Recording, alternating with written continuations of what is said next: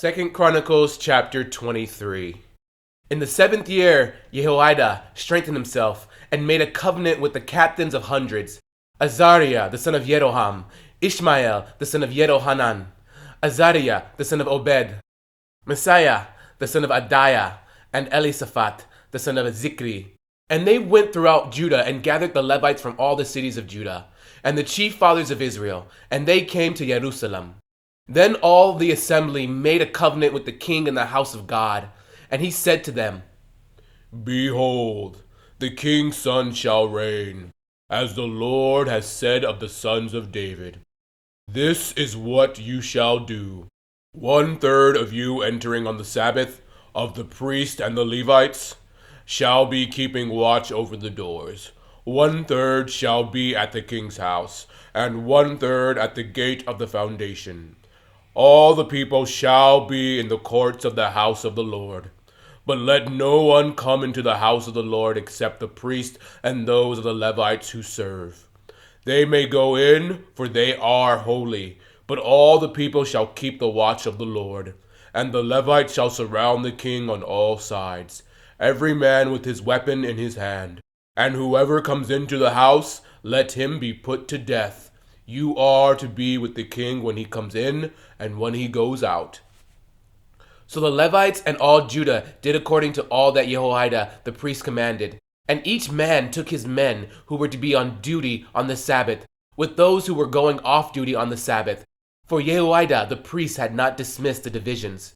And Jehoiada the priest gave to the captains of hundreds the spears and the large and small shields which had belonged to King David, that were in the temple of God. Then he set all the people, every man with his weapon in his hand, from the right side of the temple to the left side of the temple, along by the altar and by the temple, all around the king. And they brought out the king's son, put the crown on him, gave him the testimony, and made him king. Then Jehoiada and his sons anointed him, and said, "Long live the king!" Now when Athaliah heard the noise of the people running and praising the king, she came to the people in the temple of the Lord. When she looked, there was the king standing by his pillar at the entrance, and the leaders and the trumpeters were by the king. All the people of the land were rejoicing and blowing trumpets, also the singers with musical instruments, and those who led in praise. So Athaliah tore her clothes and said, "Treason! Treason!" And Jehoiada the priest brought out the captains of hundreds who were set over the army, and said to them, "Take her outside under guard, and slay with the sword whoever follows her." For the priest had said, "Do not kill her in the house of the Lord." So they seized her, and she went by way of the entrance of the horse gate into the king's house, and they killed her there. Then Jehoiada made a covenant between himself, the people, and the king, that they should be the Lord's people. And all the people went to the temple of Baal, and tore it down. They broke in pieces its altars and images, and killed Mathan, the priest of Baal, before the altars. Also Jehoiada appointed the oversight of the house of the Lord to the hand of the priests, the Levites, whom David had assigned in the house of the Lord, to offer the burnt offerings of the Lord, as it is written in the law of Moses, with rejoicing and with singing, as it was established by David. And he set the gatekeepers at the gates of the house of the Lord, so that no one who was in any way unclean should enter. Then he took the captains of hundreds, the nobles, the governors of the people, and all the people of the land, and brought the king down from the house of the Lord. And they went through the upper gate of the king's house, and set the king on the throne of the kingdom. So all the people of the land rejoiced, and the city was quiet, for they had slain Athaliah with the sword. 2 Chronicles chapter 24. Joash was 7 years old when he became king, and he reigned 40 years in Jerusalem. His mother's name was Zibiah of Beersheba. Joash did what was right in the sight of the Lord all the days of Jehoiada the priest. And Jehoiada took 2 wives for him, and he had sons and daughters. Now it happened after this that Joash set his heart on repairing the house of the Lord. Then he gathered the priests and the Levites, and said to them, "Go out to the cities of Judah, and gather from all Israel money to repair the house of your God, from year to year, and see that you do it quickly." However, the Levites did not do it quickly. So the king called Jehoiada the chief priest, and said to him, Why have you not required the Levites to bring in from Judah and from Jerusalem the collection, according to the commandment of Moses, the servant of the Lord, and of the assembly of Israel, for the tabernacle of witness? For the sons of Athaliah, that wicked woman, had broken into the house of God, and had also presented all the dedicated things of the house of the Lord to the Baals. Then at the king's command they made a chest, and set it outside at the gate of the house of the Lord. And they made a proclamation throughout Judah and Jerusalem to bring to the Lord the collection that Moses, the servant of God, had imposed on Israel in the wilderness. Then all the leaders and all the people rejoiced, brought their contributions, and put them into the chest until all had given. So it was at that time when the chest was brought to the king's official by the hand of the Levites, and when they saw that there was much money, that the king's scribe and the high priest officer came and emptied the chest, and took it and returned it to its place. Thus they did day by day, and gathered money in abundance.